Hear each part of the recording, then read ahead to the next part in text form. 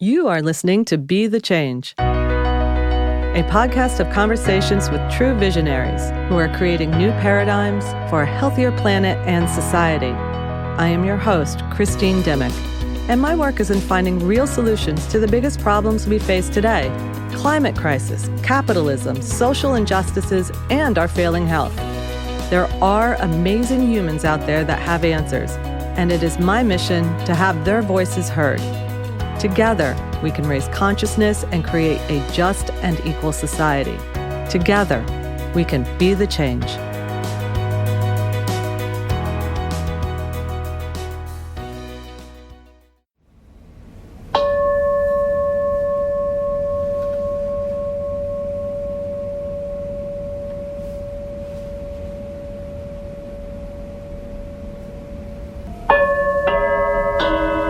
You are listening to ancient Tibetan singing bowls.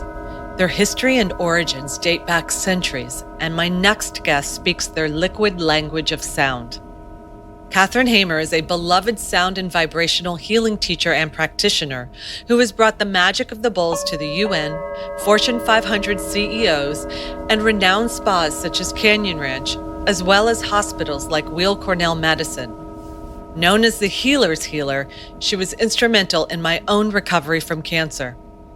Today, she shares her vast knowledge on the bowls and bridges the esoteric and the science of sound. Welcome, Katherine. Thanks, Christine. Glad to be here. I'm so happy to have you here. I know you don't often sit down and talk and do interviews, so I'm grateful you came on.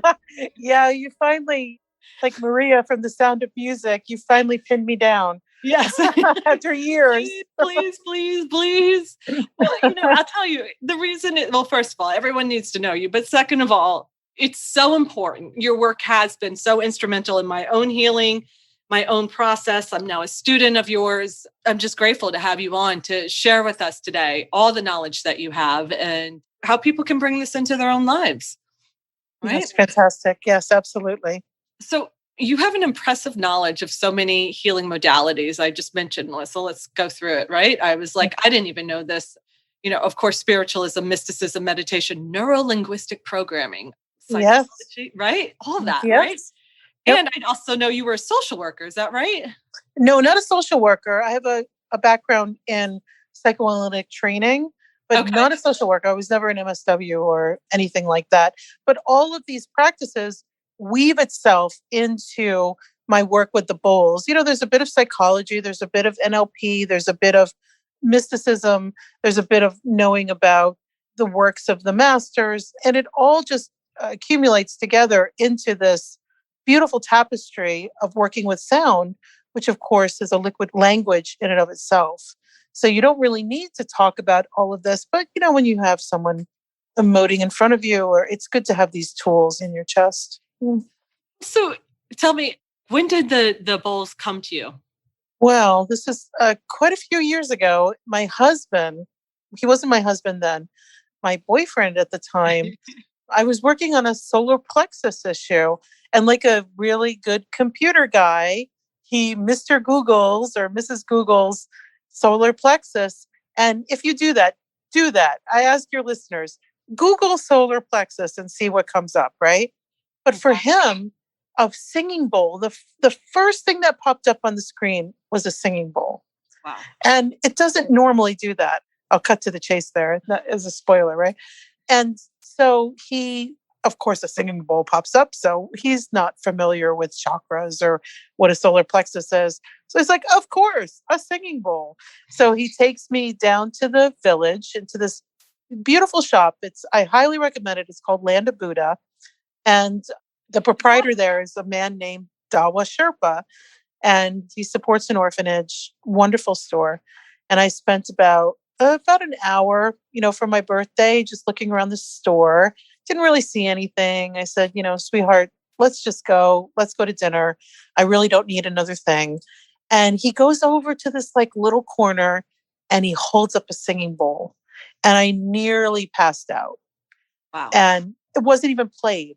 Just the sight of it was I was just awash with this remembrance. That's the only way I can describe it. And so I spent another hour in the store after that, listening to every singing bowl. Some of them I had visceral reactions to. I had to leave the store because I felt so sick. I came back in. Some of them I could feel in my heart. Some of them I could feel all over my body. And I literally quit my job that week and gathered bowls. And I just have to learn more about this. And I sought out a teacher. And that's incredible. So you quit your job that week? I quit my job that week and I didn't look back. What were you doing at the time? Can I ask you? I was doing tax expensing for clients in the music industry. Yeah. Okay. Mm-hmm. Yeah. And so that was it? I felt like I found... Did you know how to play them? Did that come into it? No. I come from a musical family. My father is a steel guitar musician. My brother played the drums. He was a singer. Pretty much everyone in my family had a musical background except for me. It was funny. I could play notes, but I really could never make music. I was more artistically inclined growing up. So I just never really had a propensity for music, a real interest. And so, and funny, working for an accounting firm that, dealt with musicians was quite ironic. And then going into singing bowl work, if you would have asked me, 40 years ago. Yeah. So not to give away anything, but how many years have you been doing this? How many years ago was that? Oh, probably about 15 years ago. 15 years ago. 15 years ago. Now I think sound is, the sound baths have become trendy and you can see them in, new age things or even corporations have it, right? But then it definitely wasn't. It was off the radar. Oh, no. Right? No, it was sort of like today, if you're an epidemiologist or a virologist, you don't have to explain now what you do. When I would say I work with Tibetan singing bowls, you would just see blank faces. I mean, it was at a time when it was not in the common knowledge or, the common consciousness, what I did. Yeah. How did you find your teacher? First, I wrote to this gentleman who's very well known in England. I didn't hear a response. And then I worked with another wonderful bowl practitioner, Shakti Gray. And, I met her at the Ruby Museum many years ago. And I asked her, and so she directed me to my singing bowl teacher. That I had a little sojourn with a different teacher. And, it doesn't matter whether you categorize a teacher ever as good, bad, whatever. Mm-hmm. You never throw the baby out with the bathwater. You always learn. If you have the worst spiritual teacher in the world, and, that by definition is different for everyone, you will learn something. You will learn something about yourself. You'll learn something about them. And why you were attracted to them in the first place. It's always a growth. So I still have everything that every teacher has ever shared with me. And it's really important to incorporate that again into your tapestry of how you present this to clients or whatever you do in life. Really important. So I learned a lot from a lot of different teachers along my travels. So did the studying with the other master teachers, did that come after the bowls or before? No, I did work way before the bowls. Okay. Way before the bowls. Yeah. It just, everything led up to it. It was accumulation. Yeah. So it just was a natural progression sort of in the path that I was taking. Because what I find interesting is that makes sense. You were doing basically accounting work and then you walk into something as which it's healing. I mean, they're two very different things, right? Sort of polar opposite. Well, I took care of people in that, when you do tax expensing, you're looking in someone's underwear drawer, all their secrets. So there was a responsibility. And that, of course, also led that piece of having this very personal experience through this paperwork kind of route. You really become a good secret keeper for folks. They can really trust you that you're not going to display, because when you have a bowl on somebody, there are no secrets. I can hear and I can feel what's going on. There are no secrets, but they stay with me. And it was a really good training. I could have made a fortune through People magazine if I was so inclined to ever do that, but I would never do that. So. Okay. You walked into the room and as you said, bowls were brought out and some of them even made you nauseous and the power of them. Mm-hmm. And these are moments that I would say that happen, if you're aware of them. But most people don't walk into something and then it literally knocks them out. Like they can if you're open to it. Do you know what I mean? I would call it like an awakening. I mean, it was a calling. It was literally that this is what you were meant to be. This is what you were meant to do. Right. Right. And so the trust that you had, explain to me that, because that Well, was, sometimes, I had spiritual work done before, I'd been on a spiritual path. So I wasn't sort of like just coming from a background where I wasn't aware that these things were possible. So, I was already open to the possibility. But for me, anyway, I can only speak about my experience. I can't speak about anyone else's. There's points where I was cracked, they call cracked open, or whatever language that you find yourself using. I was primed and prepped a bit. So for me, it wasn't a hard transition to move my life in that sense. It was a flow that it was just going towards, moving forward. I always think about it in terms of the way I changed my life so quickly, there was a direction that my life was going.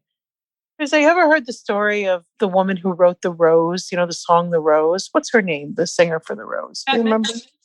What's that? No. Not did the she singer. write it?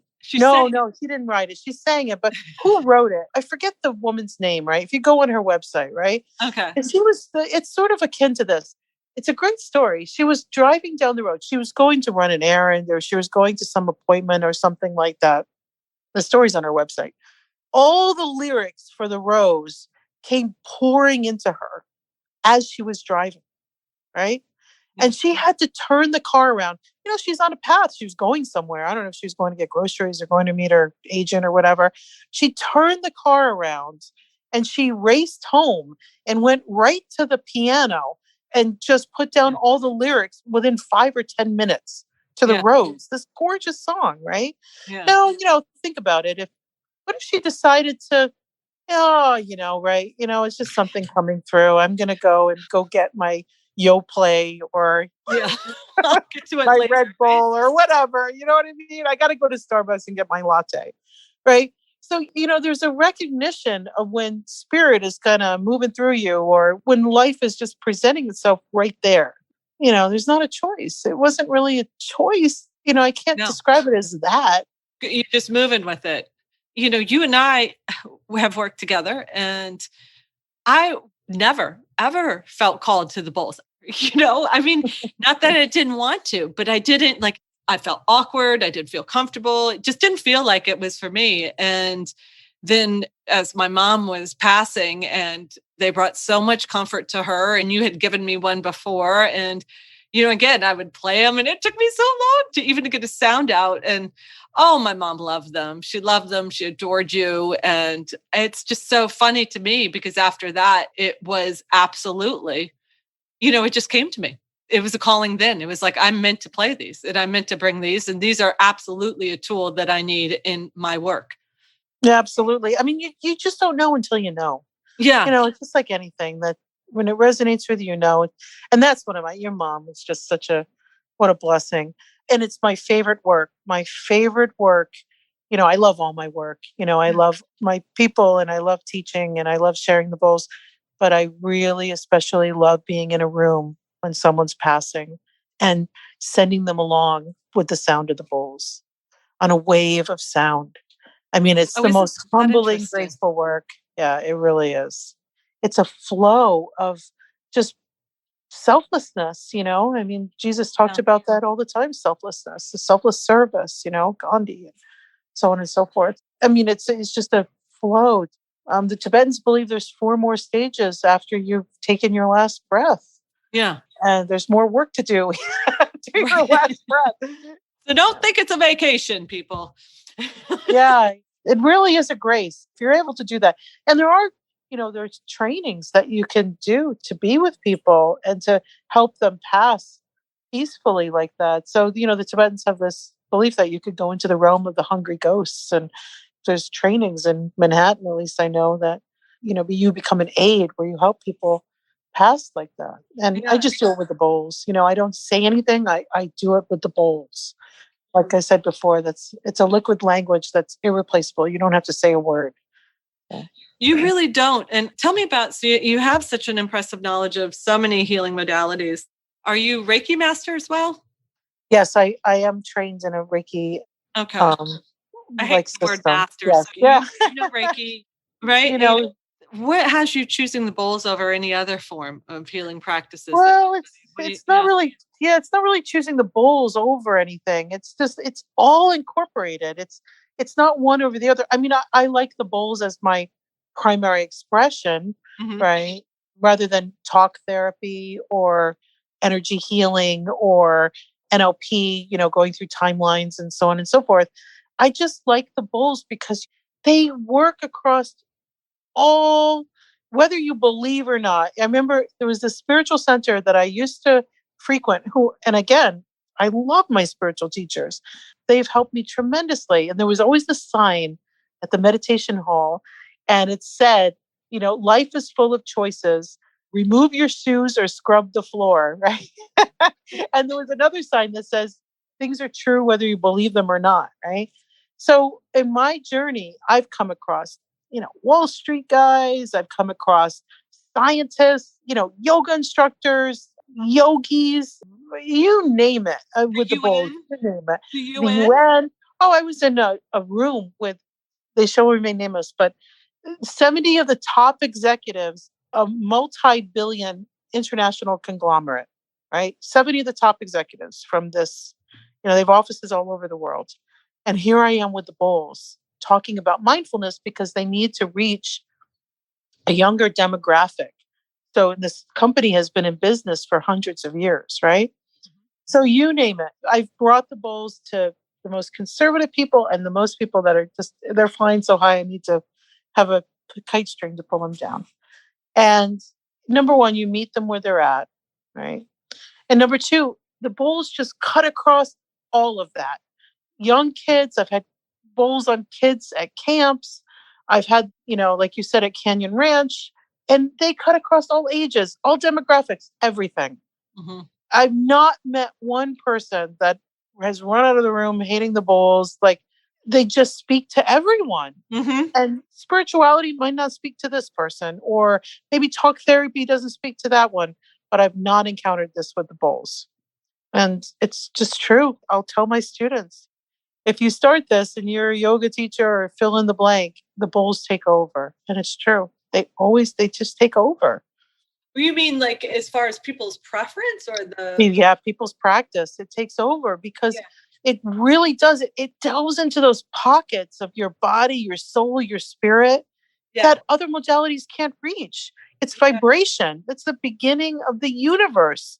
The first inklings of the universe was sound, was vibration. And so, it just gets to these pockets and these parts of our beings, of our soul suits, that it's like water. It's a universal language. It's a universal solvent, these bowls.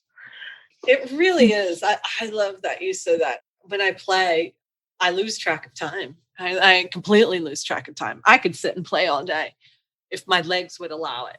Absolutely.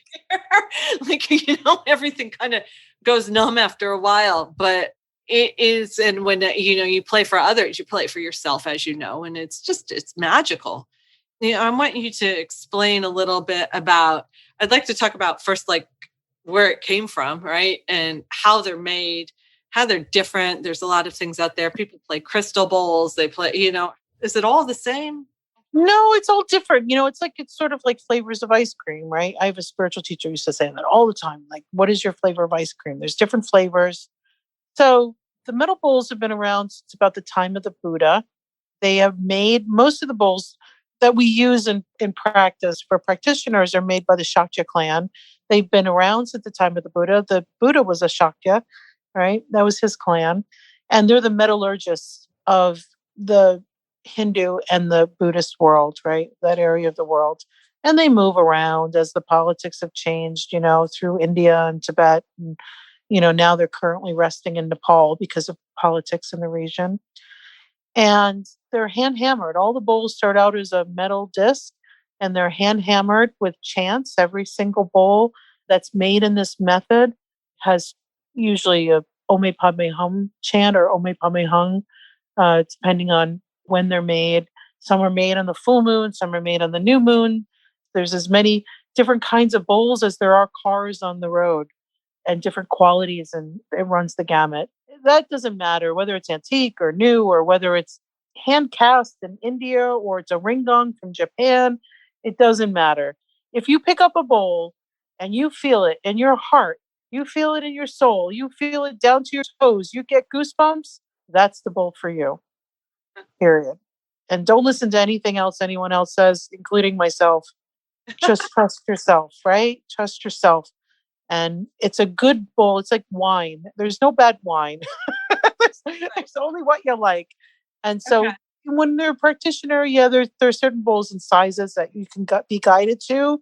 But in terms of using something for meditation, bowls are used for three purposes typically: meditation, healing, and raising consciousness.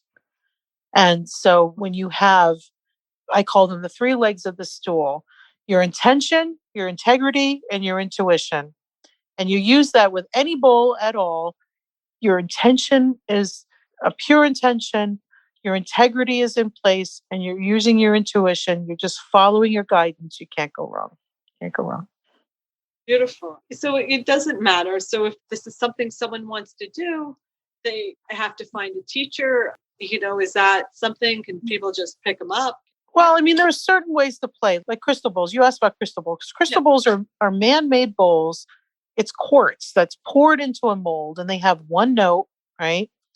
And they, sometimes the sound is a little too high for people, right? If you're a practitioner and you're not, necessarily guided on how to play a crystal bowl, it really cuts through all the monkey mind chatter in people's heads. And, people are comforted by the chatter in their heads. You sort of like, you have to kind of ease into it. It's like when you go on a date, right? First date, within the first 10 minutes, if you ask somebody to marry them, they're out the door. So you got to kind of ease into it. And the metal bowls are very grounded. They're metal. There's like 7, depending on the age of the bowl, there's 7 to 11 metals in every single bowl. And they're meant to be very grounding, very soothing. So I'm for everybody's free will and playing as you play. There are certain techniques though that can really, how do I say, put off some people, especially if you're high pitched or you're banging them too loud or you're next to somebody's ear. And so there is a certain technique, but listen, I'm bringing you the ingredients, the carrots and the celery and, the potatoes and the onions. I'll give you the ingredients. It's up to you to make soup. Right? Yeah. Everybody's soup's different. Yeah. I was in Universal Studios and went to I don't know, how they have different parts there. Yeah, I love the Harry Potter, man. That is I could same. I was at the hotel. I forget the one, but it's the one that you're supposed to be on the Italian Riviera, I think. And I got a massage. I decided, I'm going to get the sound. They had sound healing. Mm-hmm. And the guy came out, the practitioner. It was a man. And I was laying there. And the vibe was that he was kind of rushing and kind of unexpected. And maybe I was the first one asking for this, but I was like, yeah, definitely. I'm down with it. I want to try it. And then he just started banging it. And I stopped him, Kath. And I said, listen, no offense. And please don't take offense. But I mean, it's not how it's done, where I don't know. It was awful. I've never heard anyone play it badly. And that it happened until that day. So yeah, I'm attuned to the Tibetan tradition, right? Tibetan tradition is they have a different layout for the bowls, and it's like a feather floating to the ground. It's very gentle. I'm generalizing here, but Tibetan folks are very, they walk up to you. They're very soft spoken. It's just where I like to hang out. I like to hang out in that room, right? There's some people that like to hang out in where it's more of a Vedic or Hindu tradition, where it's like to me, that feels more like a ping pong ball machine, those old ping pong machines or pinball machines, right? Yeah. So it's much more like shaking up the energy. Like if you're next to I don't know if you've ever experienced this, if you're next to a very high energy, spiritual teacher, like a Hindu based teacher, and their purpose is to shake the what out of you, right? To get everything up, it's almost like the silt of a river, and they and they just shake the energy like, you need to like get out of this or this path that you're on, whatever, right?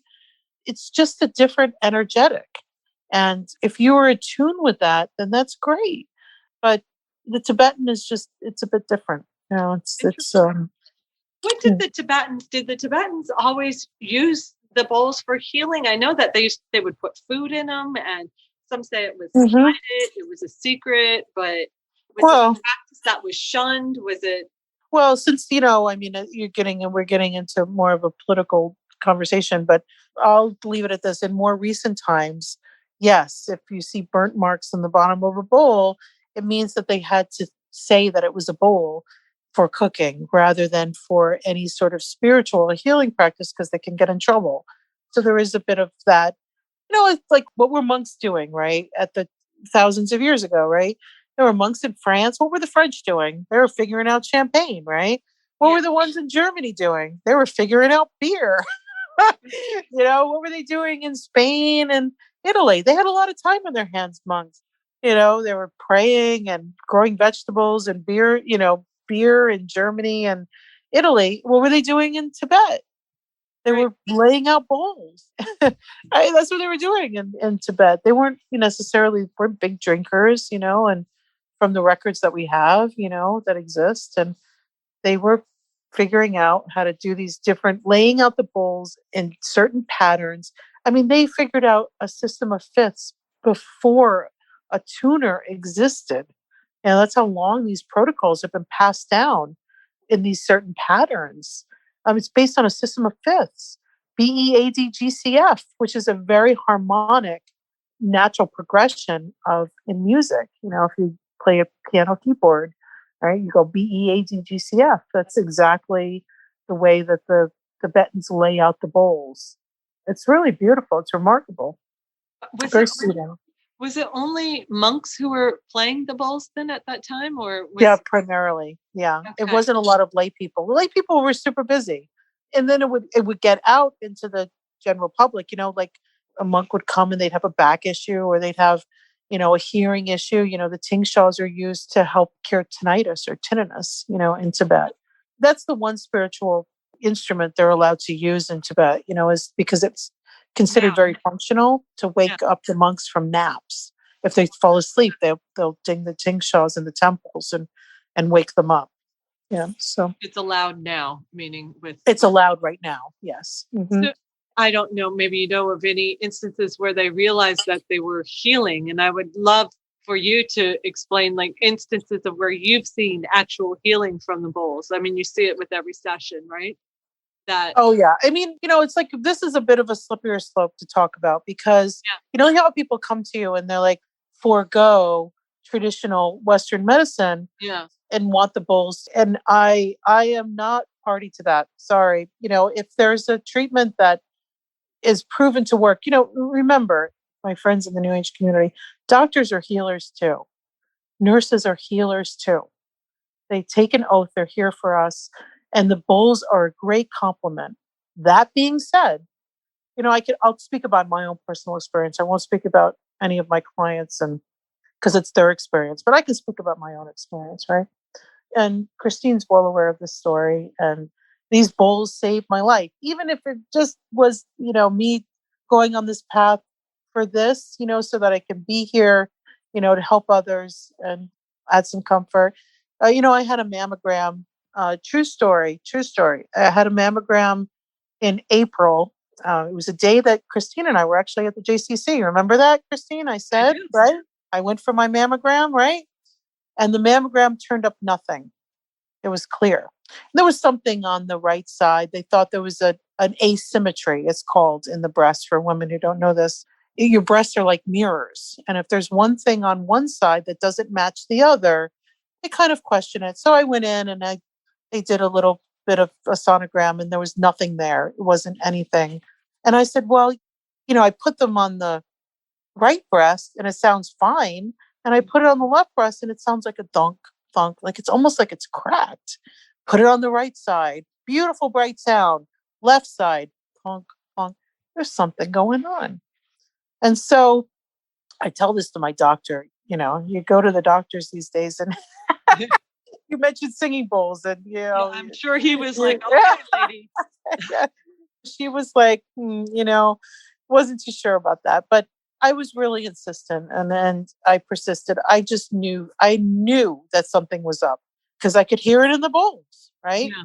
So it took me about 3 months to get someone to listen. I mean, I went to doctors, and I was like, wait a minute, I've got another set of doctors. I've got a gynecologist. So I went to the gynecologist, told him my concern. He had a mother who had breast cancer, so he understood. Absolutely wonderful man. And he sent me to a specialist because I was insisting on getting an MRI. And finally, the doctor relented. After 3 months, I got the MRI, and it showed that I had a stage 1 extremely aggressive lesion in my left breast. And the bowls are the ones that detected it. So of course, I went through surgery, chemotherapy, and radiation Mm-hmm. for this. And every single question I got for a year of treatments was, why in the world did you have an MRI after a clear mammogram and ultrasound? Mm-hmm. How did that happen? They were dumbfounded at Memorial Sloan Kettering and Weill Cornell. And I said, because of my bowls, And then they would ask again, wait a minute, why? Why did you have an because I heard it in my singing bowls. And it's very hard for some folks to wrap their heads around. For me, it isn't, because I had previous experiences with the bowls, like hearing this in the bowls on other folks, Mm-hmm. if they were holding energy, whether it be spiritually, emotionally, mentally, or physically, all of those pop up, right? If Mm-hmm. somebody has a hernia, or if somebody is about to pass, you can really hear it in the bowls if you're attuned to it. And even if you're not, you can. You've got ears, you can hear. Or if you can feel, you just can. It's beyond explanation. So these bowls saved my life, period. As you know, I waited the summertime because the doctor's like, listen, with your age and you have no history at all in your family. And, I feel comfortable with waiting the summertime to get this biopsied. And it grew, it doubled in size. From June to September, it doubled in size. Yeah, so no joke. To definitely get treated and use the bowls. Put the bowls on your body. You don't need me. You just get a bowl, put it on your body. You can hear, right? As you can attest to, right, Kristen?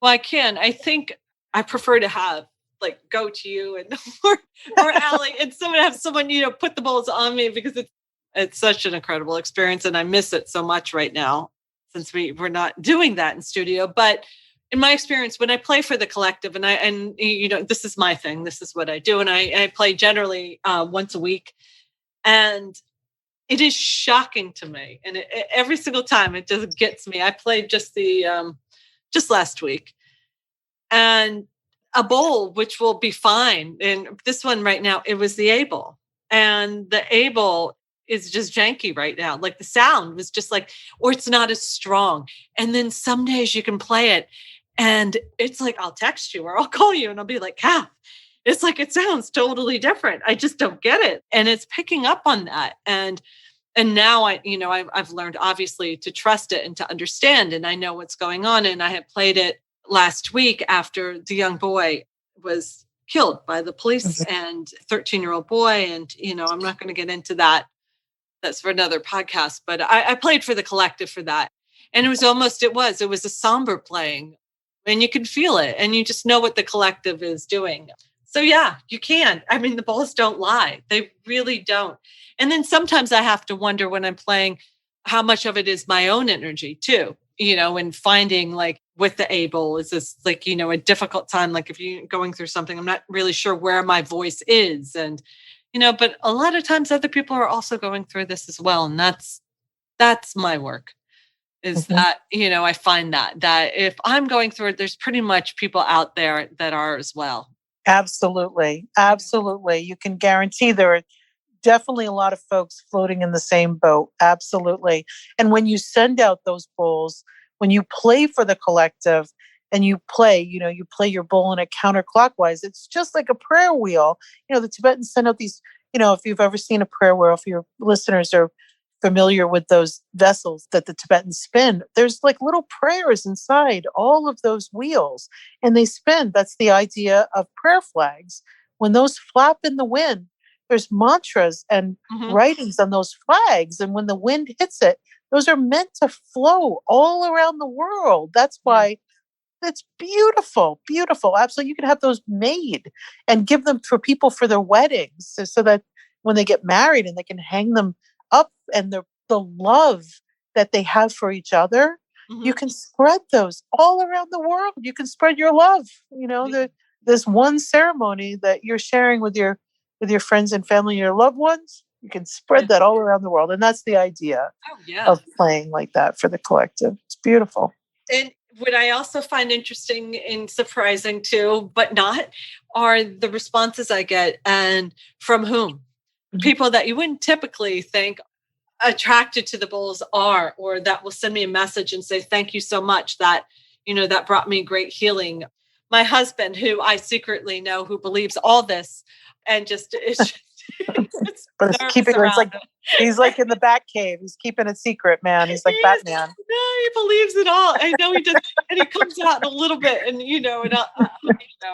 but he's my body that I've been practicing on as we've been locked in and with COVID, and I've seen it. And he comes to me and he says, I said, I need to practice. I need to send Kath, a video or whatever. And he's like, okay, well, I want you to play the one for creativity. Do that one on me again. I want to do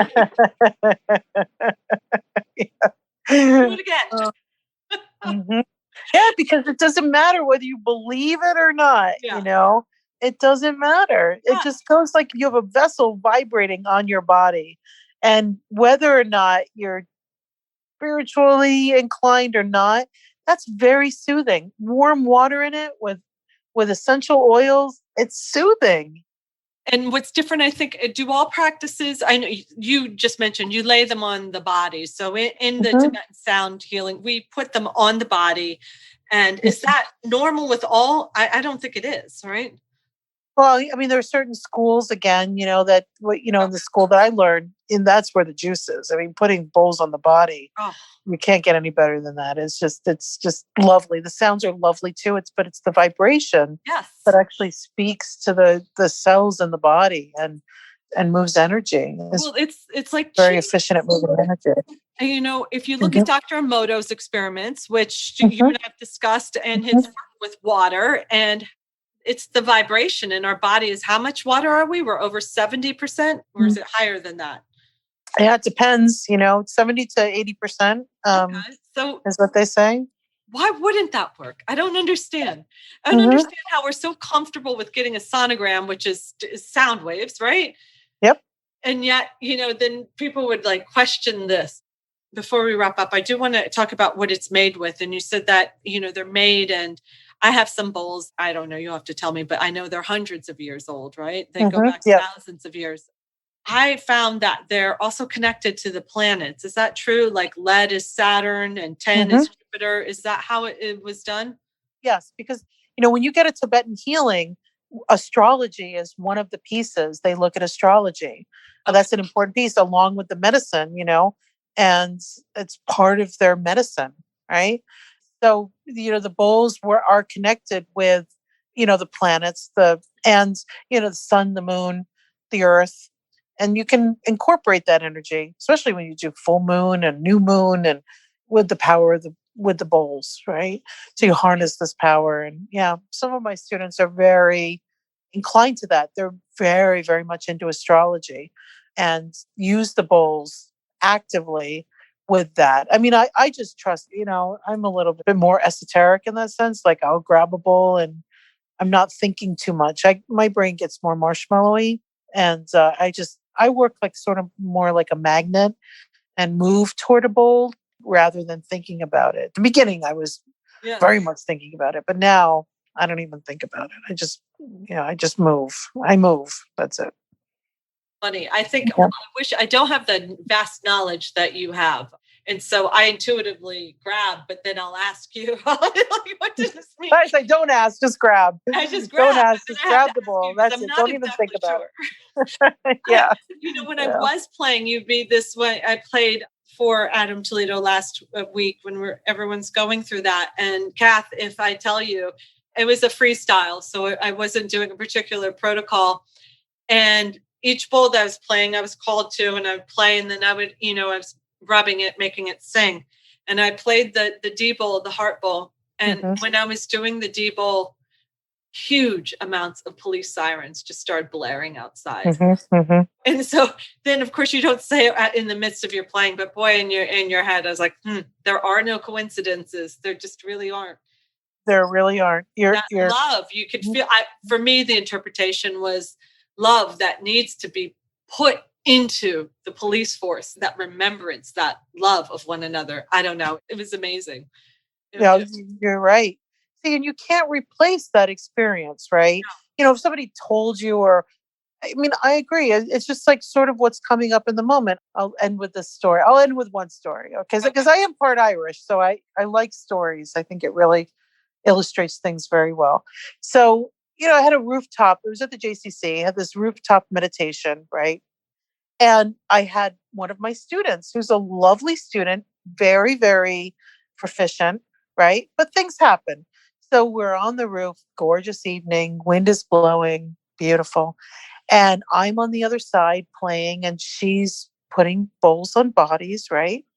Yep. And she dropped the bowl on somebody's shoulder, right? Boom, dropped the bowl. So this woman comes up to me at the end, right? Yeah. And she tells me that the student dropped the bowl on her. And I'm not like, oh, I'm so sorry, if you know me. I'm like, so tell me, what happened to your shoulder? And she says, what? And I said, what happened to your shoulder? What's going on with your shoulder? Because to me, that's a magnet when something like that happens, right? I'll talk to the student afterwards, whatever. But these things don't happen by accident. So it turns out a couple of years ago, 2 years ago, she was jumped by a gang. Yeah. And she was robbed, and she was knocked down to the ground, and she dislocated and really hurt that shoulder, right? So I said, well, what would happen if that had happened 2 years ago? She's like, oh, I would have run from this place. I would have run. I would have felt like I was attacked. And I said, well, how do you feel now? And she's like, well, here I am. I'm talking to you. I was upset by it, but it didn't shatter my world. And I said, well, look at the growth. Look at the place you are from then to now. How has the trauma shifted for you and changed? And look at where you are today. And so, she really took that in, and she's like, you're right. I didn't run from the room. I didn't. And I said, exactly. Yeah. So sometimes these things happen to show you where you are and how much you've grown. And sometimes an accident isn't an accident. So in a very gentle way, she got a nice message, and, an abrupt, but a very gentle way. Yeah. Beautiful. Really was beautiful. She was just crying from the growth that she had from this obviously traumatic experience. So and how lucky she was to have you there to have the wisdom to bring that up, which is just, it's a beautiful story. And you and I both know, the bowls are heavy.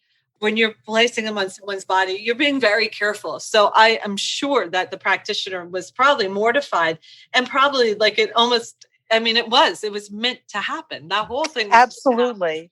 Absolutely. And that's what they mean when spiritual people talk about getting out of the way. Yeah. That's when you get out of the way. That's when you know that there's something bigger. Again, if your intuition, your integrity, and if everything is in place, right, and you're 100% there, which she was, sometimes there are things that happen that are beyond your control and beyond your scope. And this was one of those instances that this person needed this to happen in order to see something that was a blind spot. And what a gift. What a gift. And to be able to be in a position to see that, to feel into that, that, you're not a victim, or you're not, you get out of your own way. Beautiful. Well, so I'm sure everyone who's listening is like, how can I do this at home? Or how can I find you or experience this? Are you coming out this summer? Like, I know you're upstate, used to be able to find you in New York City, but what's going on? How can we find Well, I mean, my office is in the city, and with COVID, it's not an integrity. For me, like, I don't record my bowls. I don't do casts or anything like that. For me, it's a one-on-one modality. And I've always been really rooted with that. Not that I don't think there's anything wrong with people doing that, but it's just for me and my experience. Like, I like to be one-on-one with people or in a small group, or it's just the way I work best, right? So until COVID, until we have a better handle on things, I think it's an integrity. I don't feel comfortable gathering a group of people, right, until we have a better picture of what's going on. And that's just me. So until, you can always call me or email me. You can find me on my website, Katherine Hamer, and reach out to me. I'll answer your questions as best I can. I do not do remote sessions. It's just not the time. And now's the time for us to cocoon. Now's the time for us to give the planet a rest. The planet needed a little bit of a rest. And now's the time for us to connect with our families and be in our home and slow down. This is a real slow down time. And that's just the flow that just happened to be arising. It's pretty simple, to me anyway. If you find yourself suffering, really kind of sit with the suffering for a little bit. Dive into it. It's a gem. As one of my teachers said, don't cast out these gems. Yeah. Welcome them. Yeah. No, exactly. Exactly. Yeah. You and I, before we jumped on, I was just discussing that. And I know it. It's a pattern in me. I love to do. I need to be helping, and it's different times now. And so I can still do that. But I can also, like you said, it's a time to observe and, right, to let the planet heal and to let ourselves heal in turn. So. Absolutely. Not to diminish anyone who's lost someone or who's suffered with COVID or long haul friends, who've been devastated. I've been touched by losing people as well, Yeah. Well, we lost my mom, Yes, exactly. Exactly. But it is a time just to kind of cocoon and get quiet. I mean, I don't know if anyone else took the time to notice the clouds in the sky this past summer. I haven't seen clouds like that in the sky since I was a kid. Since I was about 7 or 8 years old, I have not seen clouds or sunsets like this. And it was time for us to all pause and to really reassess and where we want to be and what's important. And I truly believe that. Great. One more question, which is I ask everyone who's been on, and I'd love to hear your answer on this, is that being the change it's a diligence, but it's repetitive. You keep having to push yourself. There's not every day you wake up and there's this, like the experience you had with the woman at the JCC, and you had this great, there's some difficulties. As you mentioned, you had you were traveling with cancer. We all go through a lot. You have kids, you have young kids, what, Katherine, continues? What gets you up every single morning to continue to be the change? Oh, that's again from one of my teachers. There's a spiritual teacher called Amanda Moyamai, and she would wake up every single day and she would ask the question, God, what would you have me do today? And that's how she'd start her day every single day. And that's what gets me out of bed. A curiosity. For me, it's curiosity, whether it's what perceived as a good day, a bad day, whatever. For me, it's always the curiosity of what's going to unfold in the next moment. And I put my head on the pillow every night and just the hope that I led a good day. Yeah. Pretty simple. What's arising in the moment. Yeah. Mm-hmm. How can I be of service today? How can I be of service? What can I do for you? I think about that nearly every morning. Amanda Moyamai. Look her up. Just absolutely beautiful writings. Mm-hmm. Yeah. Wonderful. Yeah. Well, thank you, Katherine. Thank you. Thank you so much for having me, Christine. Have a great day. You too. I hope you enjoyed this conversation and are inspired. We grow with supporters and listeners like you. So please share this podcast with your community and follow us on Instagram at bethechange.nyc.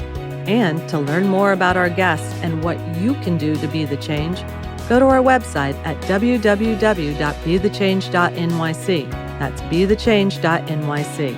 Thank you and be well.